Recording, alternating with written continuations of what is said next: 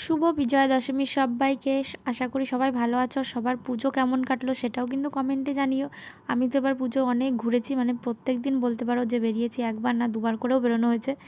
আর দরকারের জন্যও বেরোনো হয়েছে, আর যেহেতু পুজো তার জন্য আবার পুজোর জন্য এক্সট্রাও ঘোরা হয়েছে। তো যাই হোক, আর কদিন পরেই তো লক্ষ্মী পুজো, তার লক্ষ্মী পুজোর তোড়জোড় আমাদের বাড়িতে শুরু হয়ে গেছে। আজকে আর কি নারকেল টারকেল কাটা হয়ে গেছে। তারপরে বিকালবেলা ভাইকে নিয়ে বেরিয়েছিলাম হচ্ছে আমাদের বাড়ির মা লক্ষ্মী, মানে আমাদের সোনামার জন্য শাড়ি কিনতে। তো শাড়ি কিনতে গিয়ে দোকানে গিয়ে মালা টালা সবই কিনলাম। আর একটা জিনিস কিনেছি, সেটাও তোমাদের দেখাচ্ছি, মানে আমার খুব পছন্দ হয়েছিল, তাই ভাবলাম যে মায়ের জন্য নিয়ে যাই। আর সচরাচর আমাদের বাজারে এগুলো পাওয়াও যায় না। আর অন্য দিন তো আমি আড়ংঘাটার থেকেই আনি, মানে প্রত্যেক বছর। তো এবার আমাদের বাজারে একটা সুন্দর দোকান আছে দশকর্মার, একটা দাদুর, সেই দোকানেই গেছিলাম। তো সেখান থেকে একটা সুন্দর মায়ের জন্যে হাতের চুড়ি নিয়েছি, তোমাদেরও দেখাচ্ছি আমি, দাঁড়াও। এই দেখো, এখান থেকে এই চুড়িগুলো নিয়েছি, মানে সেট নিয়েছি। এবার কোনটা মায়ের শাড়ির সঙ্গে যাবে সেটা ম্যাচিং করে নিচ্ছিলাম।